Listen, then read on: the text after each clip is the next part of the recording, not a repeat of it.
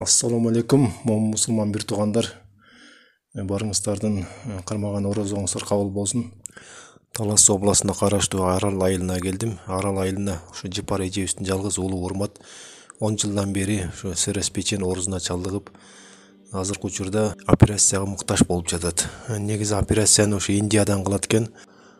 Ага $32.000 керек болгондуктан кайрымдуу фонд 3-4 жолу келип тартып чыгарганда элдин жардамы менен $21.000 жыйналып калган экен. Азыркы учурда дагы $10.000 керек болгондуктан Жипар эжебиз кайрымдуу элге кайрылып олтурат.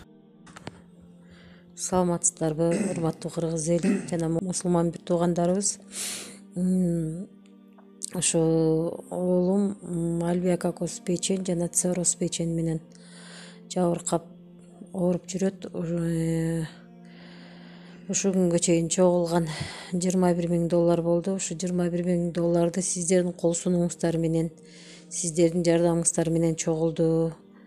Көптү көрсө көл болот дегендей ушу аздан болсо дагы чогулуп 21.000 болду. Буюрса ошо орозодон кийин Индия өлкөсүнө пересадка печеньге барган жатабыз. Ошол пересадка печень жасаганга бир аз каражатыбыз жетишпей атат. Ошол акчаны ушу орозо күнүндө соопчулук иш кылабыз деген момун бир туугандарыбыз ушу 5-10 сом болсо да колуңуздардан келген жардамыңыздарды берип коюңуздарды өтүнөбүз. Буюрса ошо орозодон кийин Индия өлкөсүнө пересадкага барабыз. Ушу орозодон кийин 27-синде экен да апрелде. 27. Assalamu alaikum урматтуу кыргыз элим. Мен Муратбек Урмат. Цирроз печень оорусу менен жабыркап келем 10 жылдан бери. Видео тартып 3-4 жолу видео тартып чыгардык. Ошондон кыргыз эли менен туугандарыма чогулган акча $21.000 болду.